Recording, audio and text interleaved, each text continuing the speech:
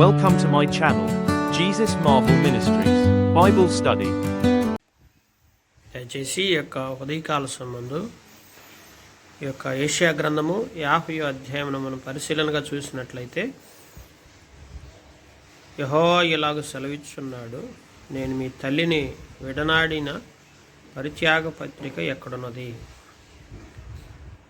పరిత్యాగ పత్రిక అంటే ఏంటంటే విడాకులు, అనగా ఇద్దరి మధ్య సఖ్యత కుదరనప్పుడు తీసుకునేటువంటి డైవర్స్ అంటారు, విడాకులు. కనుక మీ తల్లిని విడనాడిన పరిత్యాగ పత్రిక ఎక్కడున్నది అంటున్నాడు.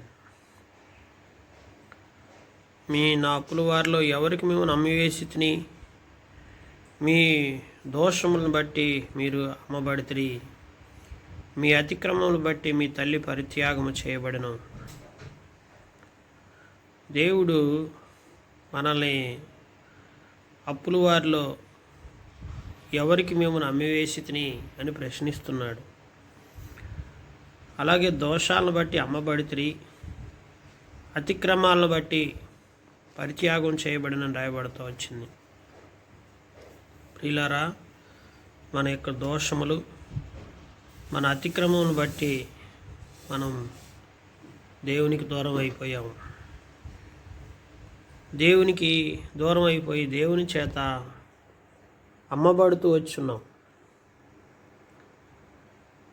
పరిత్యాగం చేయబడుతూ వచ్చాం. అంటే దేవునికి మనకి మధ్య సంపూర్ణమైనటువంటి ఆ యొక్క డైవర్స్ అనేది ఏర్పడుతూ వచ్చింది. ఇందును బట్టి, అందుకే దోషములను బట్టి చూస్తే ఎవడు దేవుని ఎదుట నిలవలేడు అని రాయబడుతూ వచ్చింది. కనుక మన దోషములు ఎంతో గొప్పవి. అలాగే మన అతిక్రమాలను బట్టి చూసినప్పుడు కూడా మనం దేవుని ఎదుట మనం నిలవనేరం.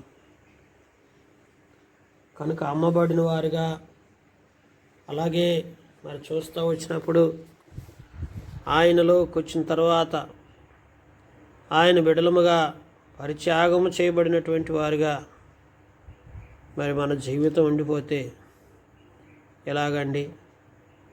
ఈ రోజున మన అతిక్రమాలు, మన దోషాలను ఎప్పటికప్పుడు మనం సరి చేసుకోవాల్సినటువంటి అవసరం ఉంది.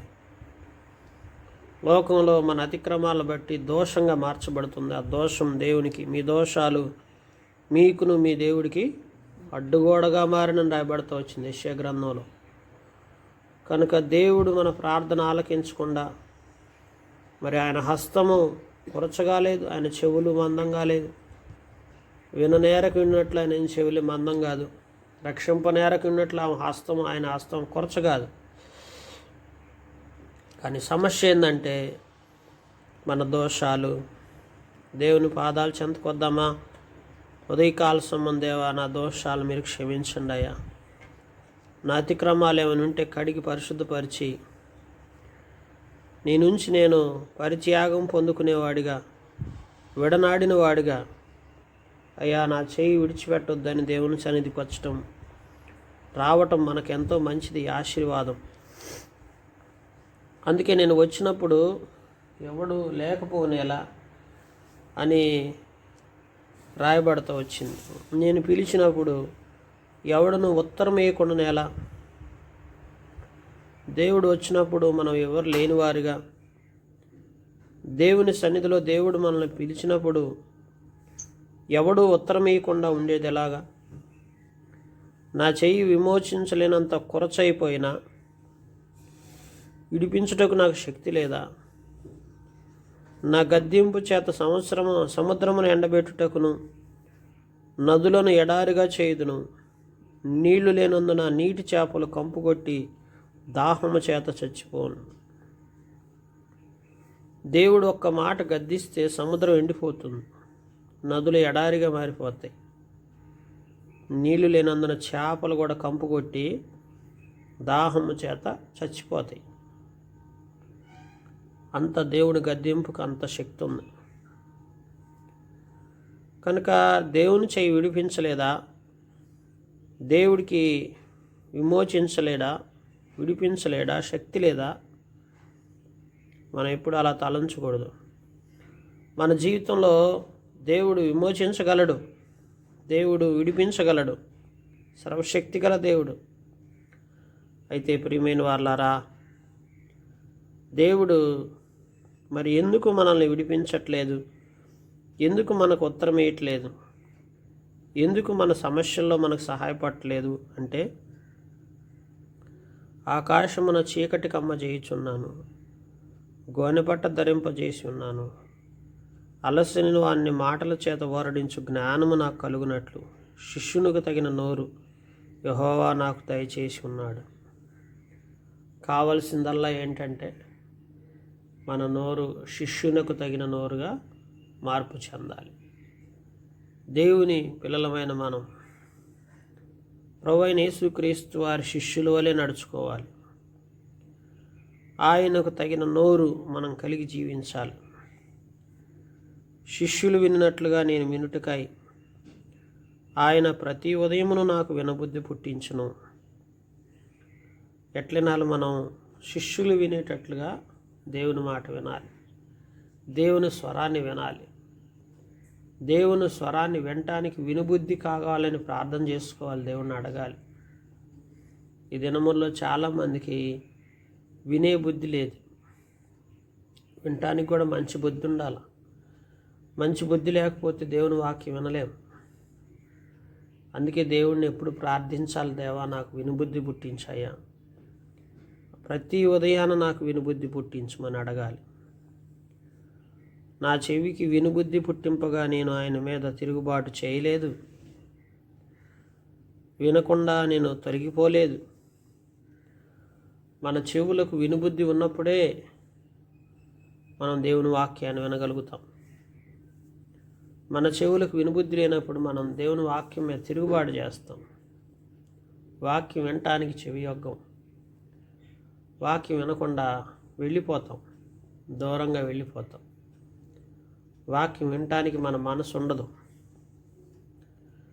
కనుక ఈ ఉదయకాల సంబంధం శిష్యునికి తగిన నోరు, శిష్యునికి తగిన చెవులు, శిష్యునికి తగిన చెవులకి వినుబుద్ధినిచ్చినట్లుగా మనకు కూడా వినుబుద్ధినియమని దేవుణ్ణి ప్రార్థిద్దాం. వినకుండా, దేవుని వాక్యం వినకుండా తొలగిపోయిన సందర్భాలని దేవుని దగ్గర క్షమాపణ కోరుకుందాం. అప్పుడు దేవుడు మనకు సహాయం చేస్తాడు. కొట్టువారికి నా వీపును అప్పగించి తిని, వెంట్రుకలు పెరివేయి వారికి నా చెంపలు అప్పగించి తిని, ఉమ్మివేయి వారికి అవమానపు నా ముఖము దాచుకోలేదు. ఆయన యేసుక్రీస్తు వారు మన కొరకు కొట్టబడ్డాడు, దున్నబడ్డాడు, వెంట్రుకలు పెరికివేశారు, చెంపలను అన్నిటినీ కూడా పెరికివేశారు. మరి వాస్తవికంగా మనకు సొగసునిచ్చుటకు ఆయన సొగసు స్వరూపాన్ని కోల్పోయాడు. ఆయన వెంట్రుకలు పెరికివేశారు, ఆయన చెంపలు అప్పగించాడు, ఉమ్మివేయబడ్డాడు, దున్నబడ్డాడు. నా ముఖమును చెక్కుముక్కి రాతి వలె చేసుకుని ఉన్నాను అంటున్నాడు. కనుక నన్ను నీతిమంతునిగా ఎంచివాడై ఆసనుడై ఉన్నాడు. సహాయం చేయటానికి ఆయన ఎంతగా మన కొరకు ముందుకు వచ్చున్నాడో చూడండి. నీ కొరకు, నా కొరకు, మనందరి కొరకు ఆయన సహాయం చేయటానికి ఆయన ఎంతగానో ఆసక్తి కలిగి ముందుకు వచ్చున్నాడు ప్రియులారా. కనుక వాద్యమాడువాడెవడు? మనం కూడుకొని వాద్యమాడుదాము. నా ప్రతివాది ఒకడు, అతని నా యొద్దకు రానిమ్ము. ఈ లోకంలో వ్యాజ్యాలు ఆడుకునేవారిగా మనం అందరూ ఉండిపోతున్నాం. ప్రభు బిడ్డలారా, వ్యాజ్యాలు మనకు మంచిది కాదు. వ్యర్థమైనటువంటి వ్యాజ్యాలకు మనం చోటిచ్చేవారికి ఉండకుండా ఆయన సన్నిధిలో మోకరిల్లి, దేవా నీ యొక్క మాటలు వినటానికి, నన్ను చెవియొగ్గటానికి నాకు వినుబుద్ధి కలగచేయ, నన్ను బలపరచుమని, వ్యర్థమైన వాద్యాలకు నేను వెళ్ళనయ్యా, నా కొరకు నువ్వు ప్రాణం పెట్టిన దేవుడు, నా కొరకు నీ స్వరూపమే మారిపోయిందయ్యా, నీ సొగస్సు మారిపోయింది నాయన. కనుక నా జీవితంలో నువ్వు చేసిన కార్యాలను బట్టి నీ కృతజ్ఞతలని ఎప్పుడైతే సహాయం చేయమని దేవుని పాదాల చెంతకు వస్తాము. యెహోవా నాకు సహాయం చేయను, నా మీద నేరస్థాపన చేయవాడెవడు? వారందరూ వస్త్రం వలె పాతిగిలిపోదురు, చిమ్మెట వలె వారిని తినివేయను. కనుక దేవుడు మనకు సహాయం చేయటం ప్రారంభిస్తాడు. ప్రతి విషయంలో మనల్ని బలపరుచుకుంటూ వస్తాడు. అందుకే యెహోవా భయపడి ఆయన సేవకుని మాట వినువాడెవడు? యెహోవాకు భయపడాలి. మనందరం సేవకుల మాట వినాలి. వెలుగు లేక ఏ చీకటులు నడుచువాడు యెహోవా నామమును ఆశ్రయించి తన దేవుని నమ్ముకొనవలెను. చీకటిలో నడుచుకుంటున్న మన అందరం వెలుగు సంబంధులుగా మార్చబడి ఆయన్ని మనం నమ్ముకున్నట్లయితే దేవుడు మనకు సహాయం చేస్తాడు.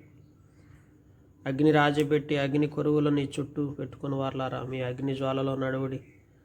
రాజబెట్టిన అగ్ని కొరవుల్లో నడువడి, నా చేతి వలన ఇది మీకు కలుగుచున్నది, మీరు వేదన గలవారై పండుకొనెదరు. కనుక అగ్ని రాజబెట్టి అగ్ని కొరువులు అగ్ని జ్వాలల మధ్య మనం నడిచేవారికి ఉండకుండా, దేవా మరి నీ చేతి వలన నాకు వేదన కలవారై పండుకునేటప్పుడు వేదన కలుగుతుందయ్యా నా జీవితంలో, అలాంటి వేదనకరమైన స్థితి నాకు వద్దు, నన్ను ఆశీర్వాదకరంగా చేయమని దేవుని వేడుకుంటే దేవుడు మనల్ని ఆశీర్వదిస్తాడు. ఉదయకాల సంబంధ వేదనతో జీవితాన్ని గడుపుతున్నారా? అగ్ని రాజబెట్టినట్టు అగ్ని కొరువులు అగ్ని జ్వాలలు మధ్య నడుస్తున్నారా? అగ్ని కొరువుల మధ్య పెట్టుకొని మీ చుట్టూ ఉంచుకుంటున్నారా? అగ్ని జ్వాలల మధ్య నడుస్తున్నారా? అయితే ఇది దేవుని చేతి వలన కలుగుచున్నది కనుక మన జీవితం వేదనకరమైపోతుంది. నిత్య నరక అగ్నిగుండంలో అగ్ని ఆరదు, పురుగు చావదు, భయంకరమైన వేదన. కనుక అలాంటి వేదనకరమైన స్థితి నుంచి మనం తప్పించబడాలి. ప్రియమైన వారలారా, ఈ లోకంలో కూడా ప్రతి వేదన నుండి దేవుడు తప్పించే దేవుడు. అయితే ఈ దిన భాగంలో మనం నేర్చుకోవాల్సింది ఒకటే, మన అతిక్రమాలు మన దోషాలు ప్రభు దగ్గర ఒప్పుకొని దేవుని పాదాల చెంతకొచ్చి దేవుని సహాయం కొరకు వేడుకుంటే దేవుడు తప్పకుండా మనల్ని దీవిస్తాడు. ఏంటి మన అతిక్రమం, ఏంటి మన దోషం అంటే వివరించాడు. ఒకటి, దేవుని వాక్యంలో శిష్యునికి తగిన నోరు, అలాగే శిష్యునికి తగిన వినబుద్ధి, ఈ రెండు నాకు కలగజేయ్యా, అప్పుడు నేను దీవెనకరంగా మారుతాను. వాదాలు పెట్టుకునేవాడిగా నా జీవితం ఉండకుండా నన్ను నేను నీకు అర్పించుకొని నీ కొరకు సాక్షార్థమై జీవించలాగా నన్ను బలపరచమని నీవు దేవుణ్ణి వేడుకున్నట్లయితే తప్పక దేవుడు నీకు సహాయం చేస్తాడు. వెలుగు లేక చీకటులు నడిచేవారిగా మనం ఉండకుండా దేవుణ్ణి నమ్ముకొని చీకటిని విడిచిపెట్టి వెలుగు సంబంధులుగా మనం జీవించినట్లయితే తప్పక దేవుడు మనల్ని దీవిస్తాడు. అలా కాకపోతే అగ్ని రాజు పెడతానని దేవుణ్ణి హెచ్చరిస్తున్నాడు మనల్ని. కనుక ప్రభు పాదాల చెంతకొచ్చి ప్రభు సన్నిధిలో అటు రీతిగా మనల్ని మనం తగ్గించుకొని మన దోషాలు అపరాధాలను దేవుడి దగ్గర ఒప్పుకుందాం. నాకు వినుబుద్ధి కలగ చేయమని దేవుణ్ణి వేడుకుందాం. శిష్యునికి తగిన జీవితం నాకు దయచేయమని దేవుణ్ణి అడుగుదాం. అప్పుడు దేవుడు మనల్ని ఇంకా దీవించి ఆశీర్వాదకరంగా చేసి అనేక రీతులుగా మనల్ని దీవించి అభివృద్ధిలో తీసుకొచ్చి వర్ధిలింపజేస్తూ వస్తాడు. దేవుడి మాటలు దీవించునుగాక.